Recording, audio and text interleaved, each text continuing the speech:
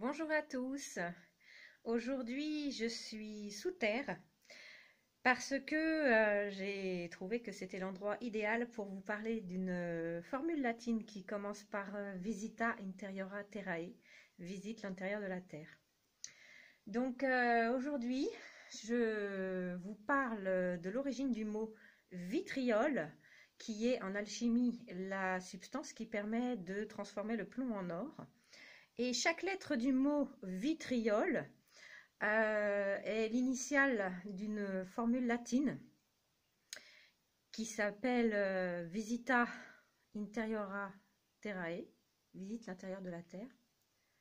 Rectificando, c'est en te rectifiant. Inugnes, que tu trouveras. Occultum lapidem.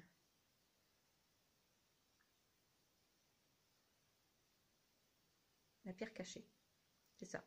Visita interiora terrae, rectificando, inugnes occultum lapidem. Vitriol.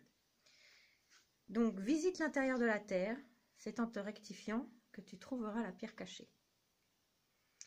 Donc, les alchimistes du monde entier se sont attelés à trouver ce fameux vitriol qui permettait de transformer le plomb en or. Et moi, aujourd'hui, j'aimerais vous parler de la symbolique du vitriol, car la symbolique de toute cette recherche alchimique, c'est la recherche du bonheur et du bien-être, évidemment. Transformer une vie de plomb en une vie d'or. Et donc transformer une vie commune, une vie vulgaire, une vie simple, en or, en transformer cette vie pour qu'elle devienne quelque chose de magique au quotidien. Voilà. Donc, moi j'ai trouvé ça dans ma pratique de vie, tout simplement. Évidemment, on lit des livres, évidemment, on écoute les uns et les autres, mais au final, on fait chacun notre expérience. Donc, nous allons visiter l'intérieur de la Terre. Alors là, aujourd'hui, je le fais de façon très directe, j'y suis vraiment. C'est pour moi une vraie source de connaissances d'aller visiter les souterrains. Mais symboliquement, ça signifie d'aller visiter à l'intérieur de nous, notre terre, notre chair, notre être, d'aller visiter ce qui se passe en nous, donc à savoir nos émotions. Donc visite l'intérieur de la terre. Donc la visite, c'est dans le mot visite, on entend le mot vision, c'est aller voir. Donc quand on visite, on touche à rien. C'est-à-dire que quand on est invité chez des copains, quand on visite des amis, on ne va pas fouiller dans les tiroirs. Eh bien, au niveau de nos émotions, c'est la même chose. C'est-à-dire que on nous invite, cette formule nous invite à aller visiter l'intérieur de notre terre, de notre chair, de notre être, observer ces émotions sans y toucher. Parce que j'entends un peu partout qu'il faut gérer ses émotions, qu'il faut contrôler, maîtriser ses émotions, c'est-à-dire exercer une pression dessus, exercer un pouvoir très énergivore sur ses émotions, alors que la formule alchimique, elle dit tout le contraire. Elle dit, allez visiter vos émotions sans y toucher. Juste, allez voir que vous êtes en colère, allez voir que vous avez du chagrin, allez voir que vous êtes inquiet ou inquiète, que vous avez des angoisses peut-être, et allez voir ce qui vous met en joie. Mais sans juger, sans tirer sur le fil et sans rien faire de particulier. Juste aller voir, observer en conscience, c'est ce qu'on appelle la pleine conscience, c'est ça, c'est-à-dire j'observe en conscience mon état émotionnel de chaque instant. J'entre en moi comme j'entre sous terre et je visite mon intériorité comme si c'était un paysage souterrain en fait. Et je touche à rien. Ensuite, rectificando inugnes occultum lapidem. C'est en te rectifiant que tu trouveras la pierre cachée. Donc en se rectifiant, ça veut dire quoi? Ça veut dire rectifier le tir. Quand on n'est pas bien, quand on n'est pas à l'aise, parce qu'on est en colère, ou parce qu'on a du chagrin, ou parce qu'on s'inquiète, ou on a peur, on n'est pas bien. Donc il faut rectifier quelque chose. Donc ça c'est à nous de le faire. Ça ne veut pas dire toucher à ses émotions une fois de plus. Ça veut dire avoir conscience qu'on n'est pas à l'aise. Et rectifier, ça veut dire qu'on trouve où est-ce qu'on est à l'aise, comment on est mieux. Donc ça passe par s'exprimer, ça passe par changer de lieu, s'éloigner de certaines personnes par moment, se rapprocher d'autres personnes avec qui on est bien.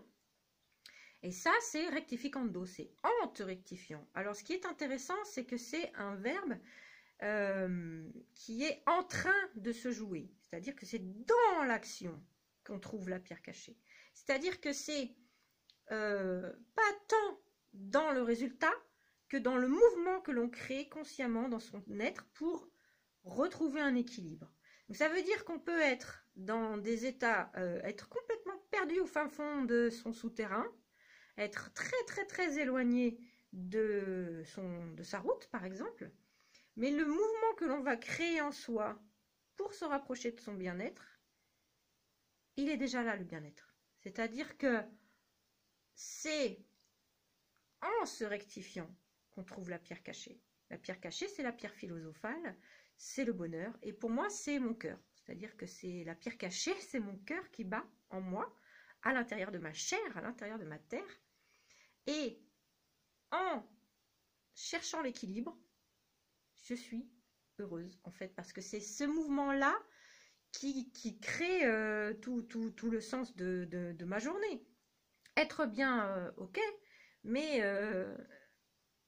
c'est pas une fin en soi, parce que sinon on fait plus rien. On fait comment? On fait comme le Bouddha, on s'assied en lotus et puis on attend que ça passe. Non, c'est dans la vie, dans le mouvement de la vie, avec ces moments où on est à l'aise et ces moments où on est moins à l'aise, et en se rectifiant en permanence pour retrouver un équilibre. C'est dans ce mouvement que on trouve le bonheur finalement.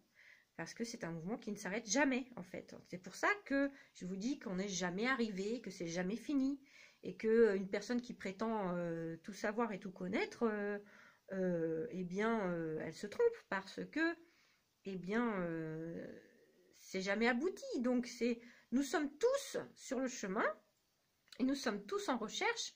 Même les plus grands sages sont en recherche permanente. Ils ne peuvent pas rester toute leur vie sous leur arbre. Même les moines qui méditent dans la montagne, ils finissent à un moment par sortir de leur grotte et soit ils accueillent des disciples, soit ils redescendent au village. Enfin, on ne peut pas vivre complètement coupé du monde, c'est impossible, on n'est pas fait pour ça. Donc le moyen d'y être bien, eh bien, c'est de rectifier. Ça ne veut pas dire rectifier les autres, ça ne veut pas dire refouler ses émotions, ne pas vouloir les maîtriser, les dominer, je ne sais quoi. C'est vraiment se rectifier, rectifier son attitude pour être à l'aise avec son émotion du moment. Voilà. Et ça, c'est entre nous et nous. C'est à personne d'autre de le faire que nous.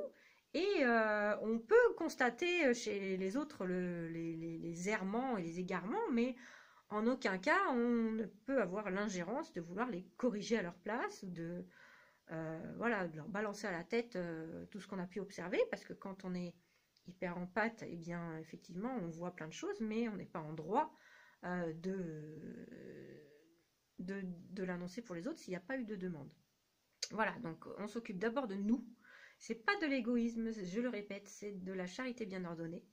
Commencez par être heureux vous-même, en vous rectifiant, en visitant vos émotions sans y toucher, sans les juger, sans les chasser, sans les refouler, sans vouloir les maîtriser, sans vouloir les dominer. En visite, juste voir en pleine conscience votre état émotionnel et rectifier ce qui doit être rectifié pour être bien à chaque instant. Donc en gros,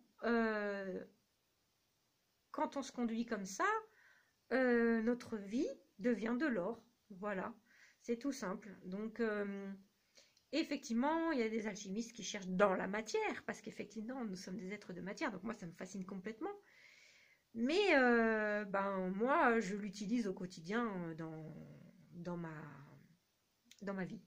Voilà l'origine du mot vitriol. J'espère que cette petite vidéo souterraine vous éclaire sur les émotions et de quoi, qu'est-ce qu'on en fait? On n'en fait rien, on les observe et elles nous guident. En fait, c'est elles qui nous guident. Voilà, eh bien, je vous souhaite une bonne journée. Merci beaucoup pour votre écoute et je vous dis à bientôt.